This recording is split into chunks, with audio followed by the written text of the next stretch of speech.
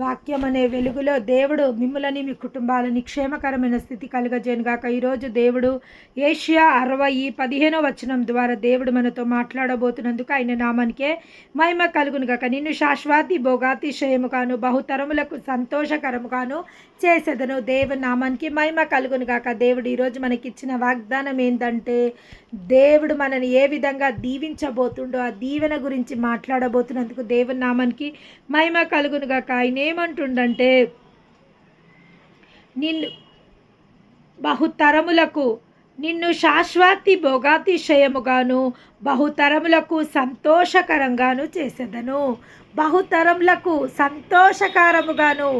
ఎందుకంటే నీ యొక్క దీవెనలు తరతరాలు ఉండబోతున్నాయి కాబట్టి నువ్వు దీవింపబడిన నువ్వు, దీవెనలకు కారణమైన నువ్వు, నీ యొక్క తరాలకు నువ్వు సంతోష కారణంగా ఉందువుగాక అని దేవుడు ఈరోజు మనందరితో మాట్లాడబోతున్నందుకు ఆయన నామానికై మహిమ కలుగునుగాక. నిన్ను శాశ్వతి భోగాతిశయంగాను అంటే శాశ్వతంగా నేను నిన్ను హెచ్చించబోతున్నా, శాశ్వతంగా నేను నిన్ను ఘనపరచబోతున్నా, శాశ్వతంగా సంతోషమును, శాశ్వతమైన సమాధానమును, శాశ్వతమైన క్షేమ స్థితిని దేవుడు మనకు అనుగ్రహించబోతున్నందుకు దేవుని నామానికే మహిమ కలుగునుగా. ఒక గొప్ప వాగ్దానం ఇది. ఈ వాగ్దానాన్ని బట్టి దేవునికే వందనాలు, స్తోత్రములు. శాశ్వతంగా అంటే దేవుడు ఈరోజు ఏ విధంగా పర్మనెంట్గా మనల్ని దీవించబోతుండో, ఏ విధంగా మన తరాలకు మనము దీవెనకరంగా ఉండబోతున్నామో, మన తరాలని దేవుడు ఏ విధంగా ఆశీర్వదించబోతుండో దేవుడు ఇక్కడ మాట్లాడుతున్న మాటకై ఆయన నామానికే మహిమ కలుగునుగాక. ఎందుకంటే ఆయన అంటుండు, నీకు వెలుగు వచ్చి ఉన్నది, లెమ్ము తేజరిల్లుము, యెహోవా మహిమ నీ మీద ఉదయించున్నది. ఏముదయించుందంట? మన పైన దేవుని యొక్క మహిమ మనపై ఉదయించుందంట. లెవ్వండి, ఇంకా తేజరిల్లండి, షైన్. ఎందుకంటే దేవుని యొక్క వెలుగు నీపై వచ్చింది. ఇంకా నీకున్న చీకటి కొట్టివేయబడ్డది, నీకున్న అవమానము కొట్టివేయబడ్డది, నీకున్న అపఖ్యాతి కొట్టివేయబడ్డది. ఏ అవమానం నీపై ఉందో అది కొట్టివేయబడ్డది. ఏ బాధ నీకున్నదో ఆ బాధ నివారింపజేయబడ్డది. ఏ దుఃఖం గుండా నువ్వు వెళ్తున్నావో ఆ దుఃఖము కొట్టివేయబడ్డది. ఎందుకంటే ఆయన వెలుగు మనపై ఉదయించున్నది. ఎవరైనా దేవాది దేవుని యొక్క వెలుగు మనపై ఉదయించున్నది. ఆయన వెలుగు మనపై ఉదయించున్నది. యెహోవా మహిమ నీ మీద ఉదయించను. ఏముదయించిందంట? ఆయన మహిమ.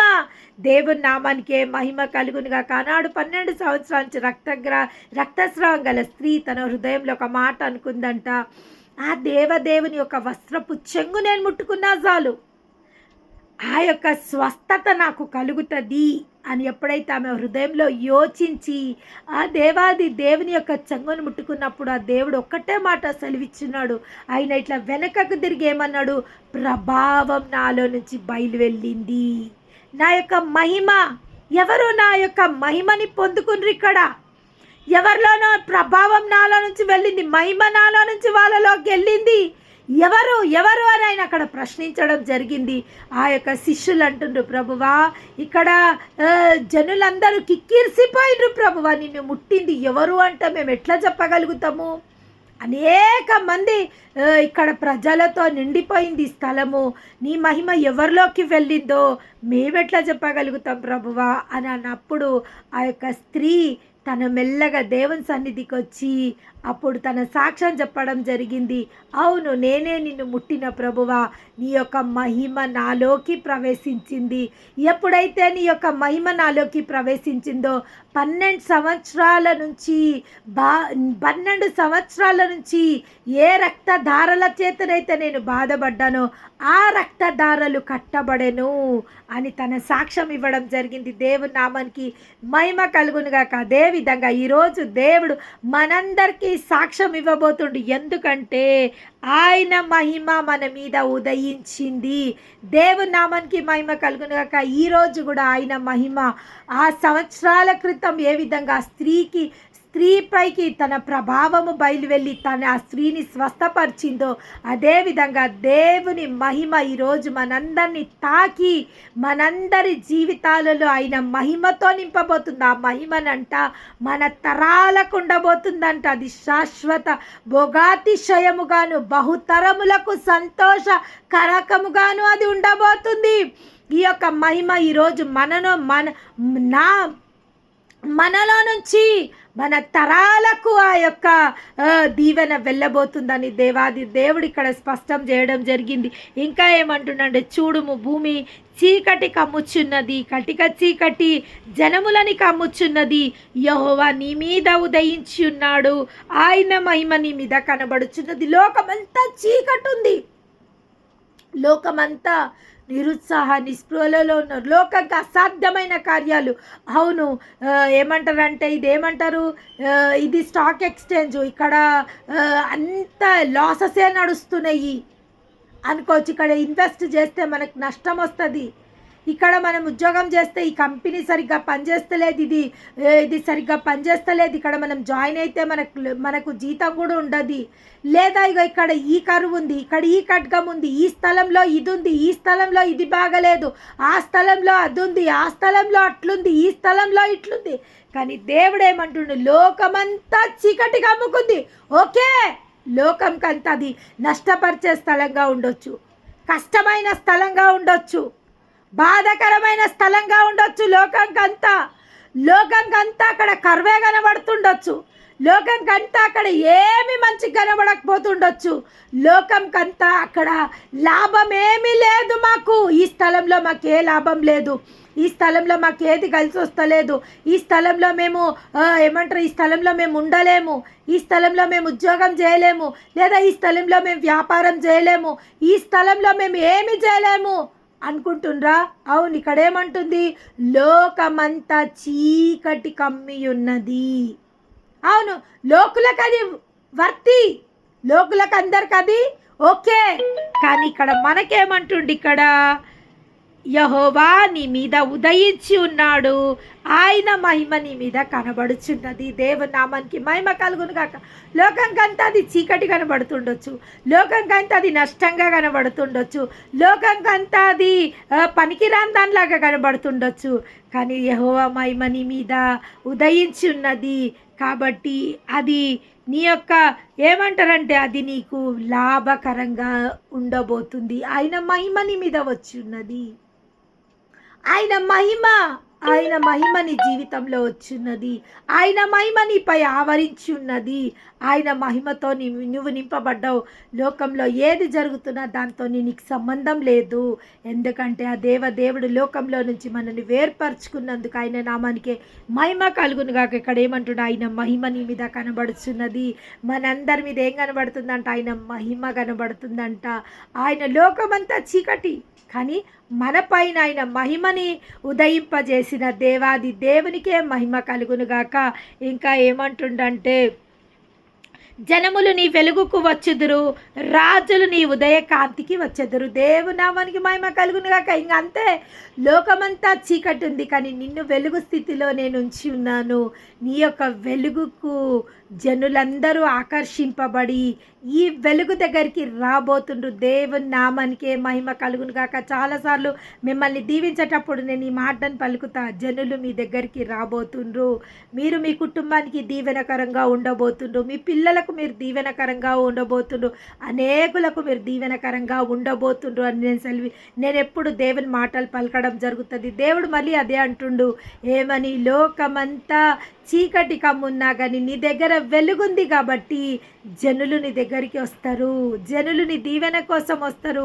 నీ దగ్గర వెలుగుంది, నీ వెలుగు కోసం వస్తారు. నీ దగ్గర దేవుని యొక్క మహిమ ఉంది, ఆ మహిమ దగ్గరికి లోకమంతా వస్తుంది అని ఇక్కడ చెప్పడం జరుగుతుంది. ఏమంటున్నారంటే, జనులు నీ వెలుగునకు వచ్చెదరు. నీ దగ్గర ఏముంది, దేవుని యొక్క వెలుగు నీ దగ్గరకు ఉంది కాబట్టి ఆ యొక్క వెలుగు దగ్గరికి జనులు వస్తారు, రాజులు కూడా వస్తారు.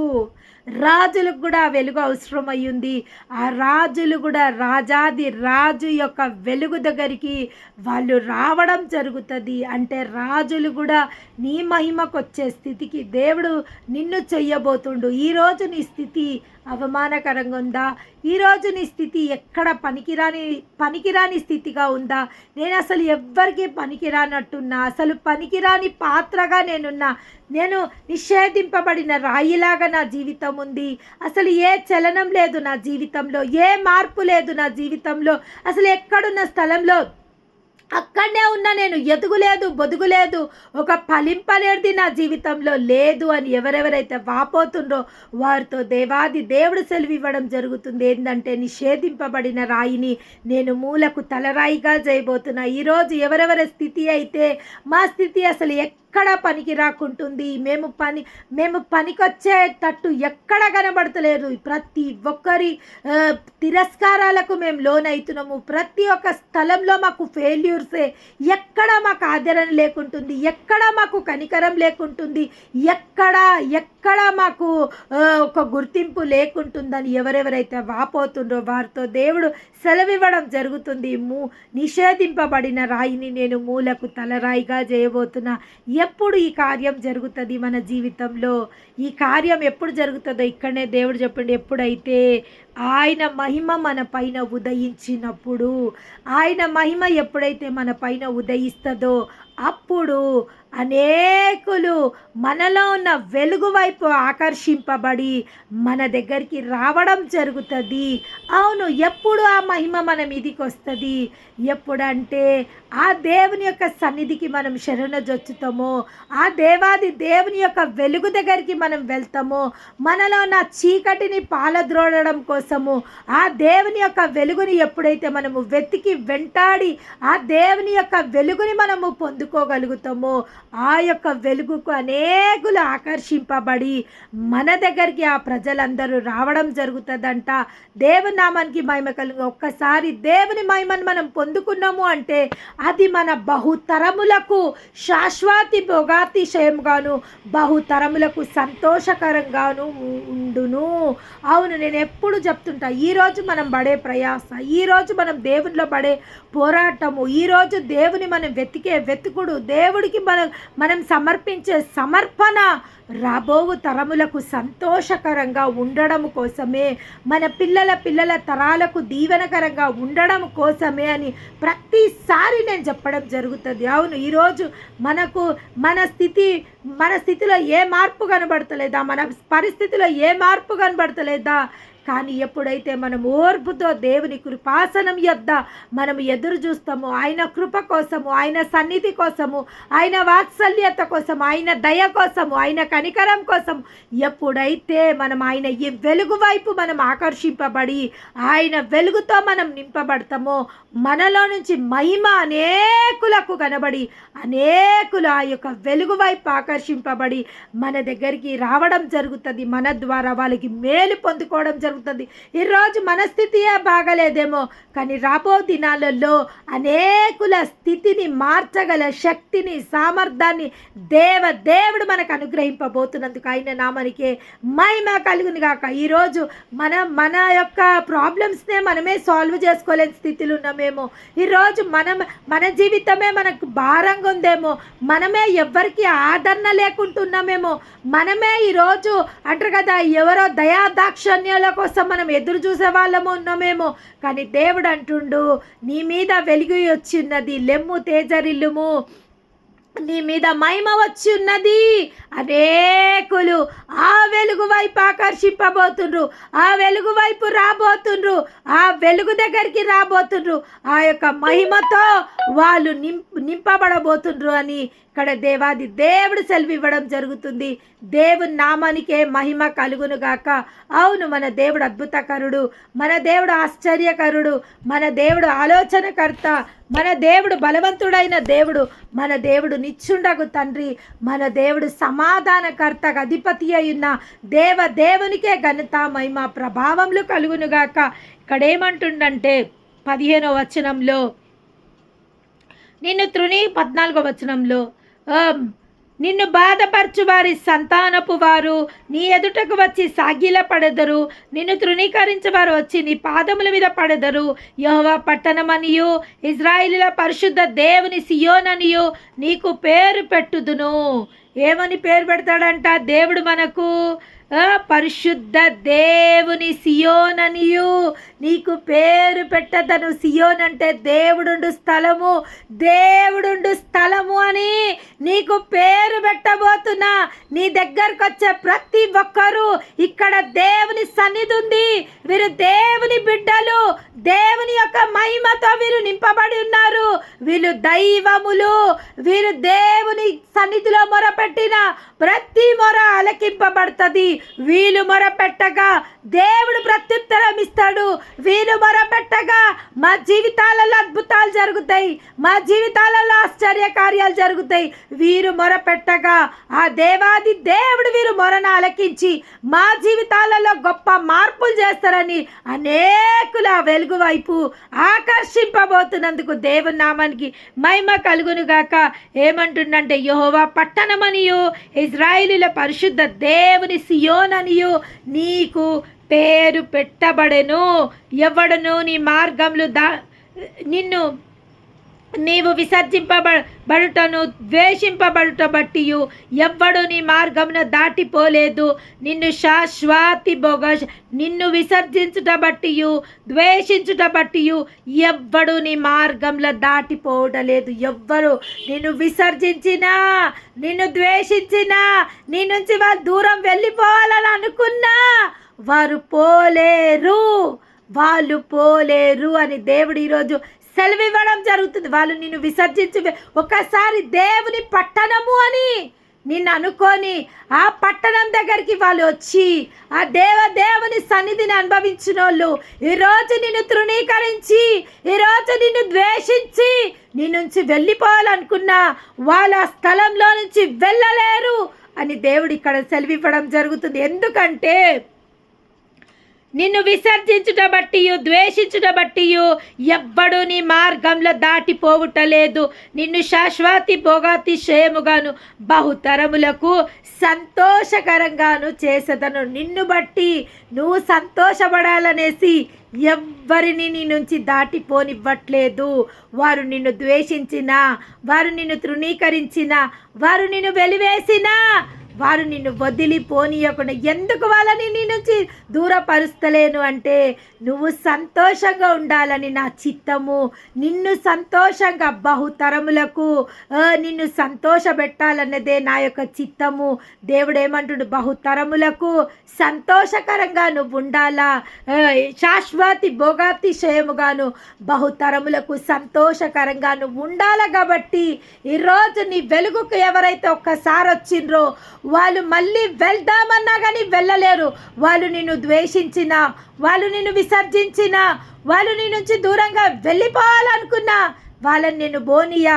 ఎందుకంటే నువ్వు సంతోషంగా ఉండడం కోసమే నేను ఈ విధంగా నీకు ఇచ్చిన దీవెనని బట్టి వాళ్ళు నీ నుంచి వెళ్ళిపోరు అని దేవుడు సెలవివ్వడం జరుగుతుంది. దేవుని నామానికి మహిమ కలుగునుగాక. మా పరిశుద్ధుడవైన తండ్రి